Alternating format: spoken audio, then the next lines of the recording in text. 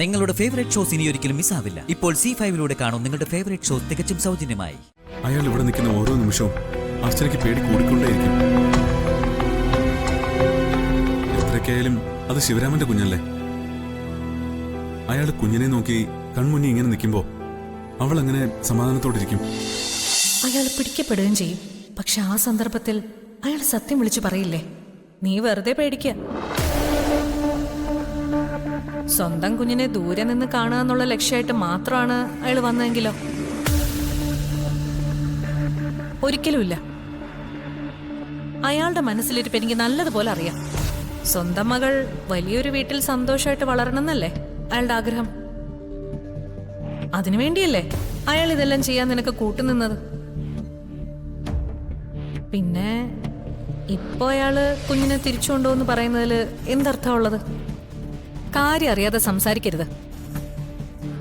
അന്ന് ആ കുഞ്ഞിന് വിഷം കൊടുക്കാൻ ഞാൻ അയാളെ ഏൽപ്പിച്ചപ്പോ അയാളുടെ ഭാര്യ മരിക്കുമെന്ന് അയാൾ സ്വപ്നത്തിൽ പോലും വിചാരിച്ചു കാണില്ല. ഭാര്യ മരിച്ചതോടെ അയാളുടെ മാനസിക നില തെറ്റി. അങ്ങനെയാ അയാൾ ആ കുഞ്ഞിനെ കാട്ടിൽ ഉപേക്ഷിച്ചത്. കറങ്ങി തിരിഞ്ഞ് ആ കൊച്ചു വീണ്ടും അർച്ചനയുടെ കയ്യിലെത്തുകയും ചെയ്തു. ആവശ്യമില്ലാത്തതൊക്കെ ചെയ്യാൻ പോകുന്നതിന് മുമ്പ് ആലോചിക്കണമായിരുന്നു ഇതെല്ലാം. ഇനി ഇതൊന്നും പറഞ്ഞിട്ടൊരു കാര്യവുമില്ല. അയാൾ ഇവിടെ നിൽക്കുന്ന ഓരോ നിമിഷം എനിക്ക് അപകടമാണ്. എന്തെങ്കിലും ഒരു വഴി കണ്ടെത്തിയേ പറ്റൂ. എന്തു വഴി? അതൊന്നും എനിക്കറിയില്ല. എനിക്കെന്റെ കുഞ്ഞിനെ നഷ്ടപ്പെടാൻ പറ്റില്ല. എന്തെങ്കിലും ചെയ്തേ പറ്റൂ. എനിക്കിപ്പോ അയാളെ പേടിയാ. അർച്ചന, താനിങ്ങനെ ആവശ്യമില്ലാതെ പേടിക്കാതെ.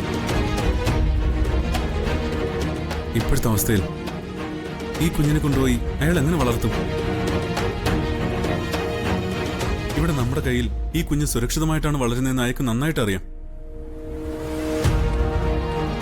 ഈ കുഞ്ഞിനെ ദൂരെ നിന്ന് കാണാനുള്ള അവസരം മാത്രമേ അയാൾ ചോദിച്ചിട്ടുള്ളൂ. സച്ചിയേട്ടന് തെറ്റി. ചോരയ്ക്ക് ചോരയെ ഉപേക്ഷിക്കാൻ കഴിയില്ല. ആർക്കും വിട്ടുകൊടുക്കാനും പറ്റില്ല. ഒന്ന് ആലോചിച്ച് നോക്ക്. ശിവരാമേട്ടന്റെ സ്ഥാനത്ത് സച്ചിയേട്ടനായിരുന്നെങ്കിലോ? ഈ കുഞ്ഞ് സച്ചിന്റെ സ്വന്തം കുഞ്ഞായിരുന്നെങ്കിലോ? നിയമപരമായി കുഞ്ഞിനെ കിട്ടില്ലെന്ന് അറിയാമെങ്കിലും സ്വന്തം ചോരയെ ഉപേക്ഷിക്കാനോ മറ്റൊരാൾക്ക് വിട്ടുകൊടുക്കാനോ സച്ചിനെ കൊണ്ട് കഴിയുമായിരുന്നോ?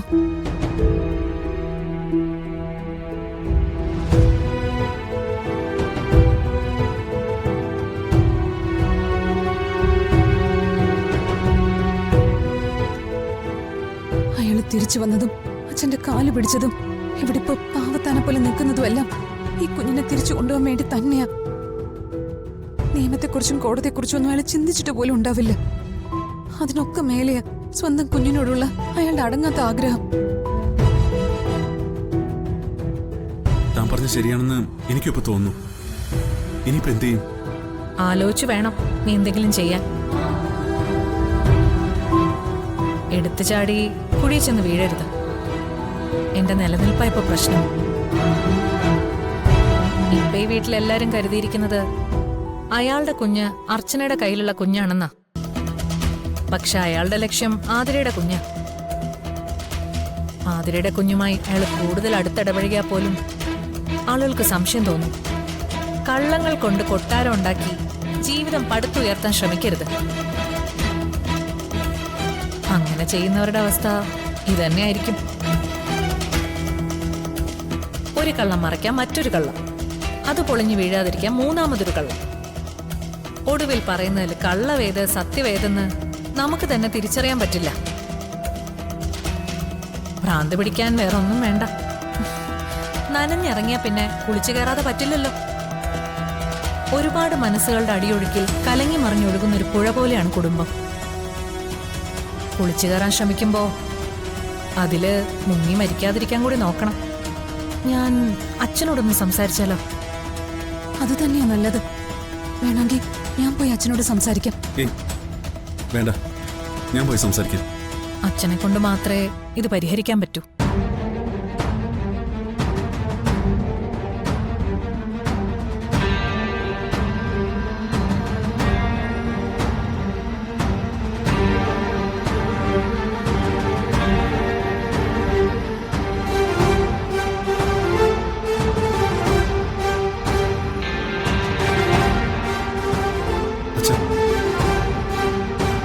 എനിക്കൊരു പ്രധാനപ്പെട്ട കാര്യം പറയാനുണ്ട്.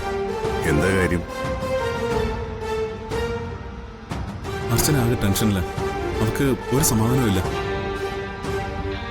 അവൾക്ക് സമാധാനക്കേടുണ്ടാക്കുന്നൊന്നും ഇവിടെ ഉണ്ടായില്ലല്ലോ. അവളുടെ മാനസികാവസ്ഥ അച്ഛൻ അറിയാൻ വയ്യാഞ്ഞിട്ടാ. ആ ശിവരാമനെ അച്ഛൻ തിരിച്ചെടുക്കേണ്ടിയിരുന്നില്ല. ശിവരാമൻ പറഞ്ഞതെല്ലാം എല്ലാവരും കേട്ടതല്ലേ? അയാള് കാരണം ആർക്കും ഒരു ബുദ്ധിമുട്ടുണ്ടാവില്ലെന്ന് അയാൾ ഉറപ്പ് തന്നല്ലോ. പിന്നെന്താ പ്രശ്നം?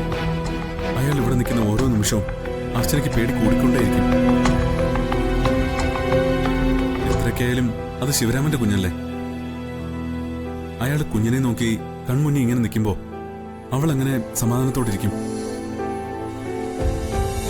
അയാളുടെ ഇപ്പോഴത്തെ പെരുമാറ്റവും കരച്ചിലും എല്ലാം അഭിനയ. ഈ വീട്ടിൽ കയറിക്കൂടാനുള്ള പദ്ധതി മാത്രമാണത്.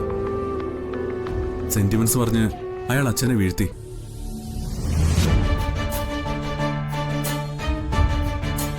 ആരുമില്ലാത്ത സമയത്ത് അയാൾ കുഞ്ഞിനെ എടുത്തോണ്ട് എവിടെങ്കിലും പോയാ പിന്നെ നമ്മൾ എന്ത് ചെയ്യും? അയാൾ അങ്ങനെ ചെയ്യില്ലെന്ന് അച്ഛൻ ഉറപ്പ് വരാൻ പറ്റുമോ? എന്തെങ്കിലും പറഞ്ഞ് അയാൾ ഇവിടുന്ന് മാറ്റണം. അപ്പൊ ഞാൻ വിചാരിച്ചതുപോലെ അല്ല.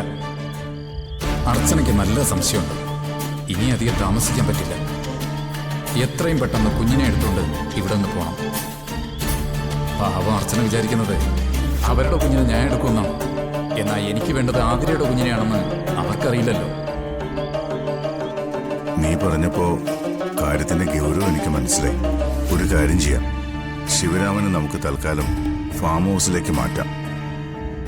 അതാവുമ്പോ ഇവിടുന്ന് കുറച്ച് ദൂരത്തിലാണല്ലോ.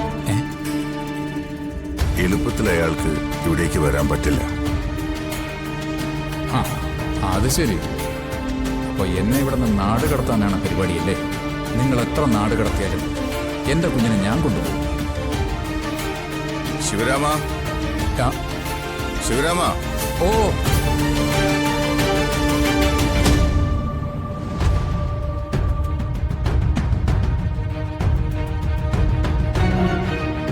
എന്താ സാർ?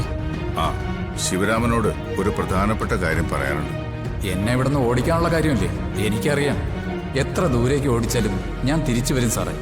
എന്റെ കുഞ്ഞിനെ കൊണ്ട് പോവുകയും ചെയ്യും.